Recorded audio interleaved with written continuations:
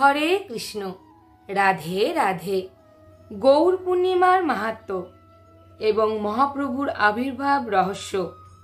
25শে March সোমবার, গৌর পূর্ণিমা।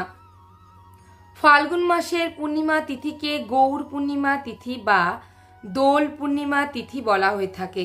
আবার হোলি উৎসবও এই দিনে পালিত হয়ে থাকে।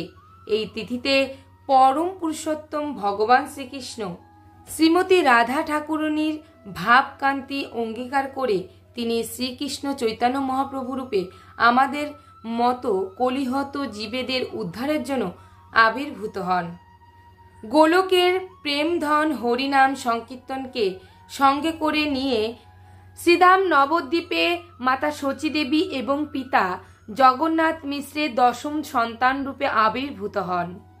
তিনি নিম গাছের তলে আবির্ভূত হন বলে তার আরেক নাম হয় নিমাই। শ্রীমান মহাপ্রভু যেদিন সেই ক্ষণে আবির্ভূত হন সেই দিন ছিল চন্দ্রগ্রহণ। মহাপ্রভু জন্মের সেই ক্ষণ থেকেই হরিনাম প্রচারের সূত্রপাত হয়। চন্দ্রগ্রহণ শেষ হওয়ার পর সকলেই গঙ্গা স্নান করে এবং উচ্চস্বরে হরি হরি হরি বল ধ্বনি করে আনন্দে মত্ত হয়। দেবগণ আকাশ থেকে পুষ্প বৃষ্টি করছিল।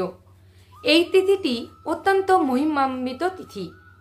মহাপ্রভুর আবির্ভাবের পূর্বে এই জগতে হরিনামের প্রচার প্রসার ছিল না। শ্রীধাম নবদ্বীপের সকলে তখন মঙ্গলচণ্ডীর পূজা করে ধন লাভের জন্য মত্ত থাকত। কলিহত জীবেদের করুণ দশা দেখে মহাপ্রভু অত্যন্ত প্রিয় পার্শ্বদ অদ্বৈত আচার্যের অনুরোধে মহাপ্রভু আবির্ভূত হন। কৃষ্ণ ভক্তির রসের বন্যায় প্লাবিত করার জন্যই মহাপ্রভু আবির্ভূত হন। মহাপ্রভুর মতো এত দয়ালু আর কেউ নেই।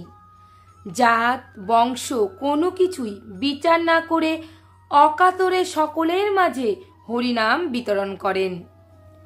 মহাপ্রভু আমার আপনার মতো কলিহত জীবদের উদ্ধারের জন্য স্বয়ং এই জগতে হরিনামের অমৃত সুধা নিয়ে আবির্ভূত হয়েছেন। মহাপ্রভুর আবির্ভাবের মুখ্য কারণ কলির জীবদের উদ্ধার করা। তাই আমাদের সকলেরই উচিত মহাপ্রভুর চরণে শরণাগত হয়ে মনুষ্য জীবনকে সার্থক করে তোলা। হরে কৃষ্ণ কৃষ্ণ কৃষ্ণ হরে হরে, হরে রাম রাম রাম হরে হরে। জয় শ্রী চৈতন্য মহাপ্রভুর জয়।